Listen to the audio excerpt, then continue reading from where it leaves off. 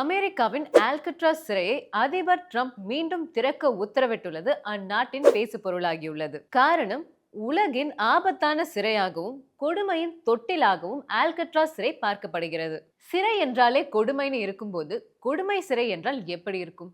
அது பற்றிய ஒரு பார்வை. கலிபோர்னியா மாகாணத்தில் உள்ள ஒரு தீவுல தான் இந்த ஆல்கட்ராஸ் சிறை இருக்கு.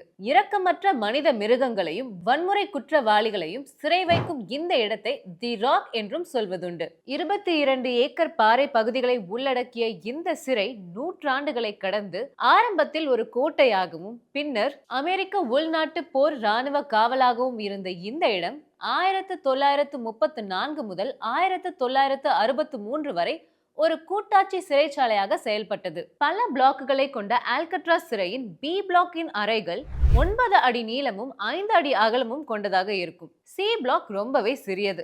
டி பிளாக்கில் உள்ள அறைகள் சற்றே பெரியது என்றாலும் இங்கு அடைக்கப்படும் கைதிகள் 24 மணி நேரமும் தங்கள் அறைகளில் அடைத்து வைக்கப்பட்டுள்ளனர். இந்த கோட்டை சிறைச்சாலை 1963 மார்ச் 21 அன்று மூடப்பட்டு பிறகு 1972 ஆண்டு பொதுமக்கள் பார்வைக்காக திறக்கப்பட்டது. 3 மாடிகளை கொண்ட ஆல்கட்ராஸ் சிறை தீவில் அமைந்திருப்பதால் கைதிகளால் அவ்வளவு எளிதாக தப்ப முடியாது. ஒருவேளை கைதிகள் சிறையை விட்டு தப்பிக்க முயன்று கடலில் குதித்தாலும் நீரின் குளிர்ச்சியை அவர்களால் தாங்க முடியாது. அதே போல் சிறையை சுற்றி சுறா மீன்களும் அதிகமாக உள்ளது. இதன் காரணமாகவே இந்த சிறைச்சாலை உலகின் மிகவும் பயங்கரமான சிறைச்சாலையாக கருதப்படுகிறது. கைதிகள் பலர் இந்த சிறையில் தப்பி செல்ல முடியாமல் வெளியே செல்ல வழியில்லாமல் தூக்கிட்டு தற்கொலை செய்துள்ளனர். இதனால் இந்த பகுதியில் இறந்தவர்களின் ஆவிகள் நடமாடுவதாகவும் சிலர் ஆவி நடமாட்டத்தை உணர்ந்ததாகவும் கட்டுக்கதைகள் நிலவுகிறது.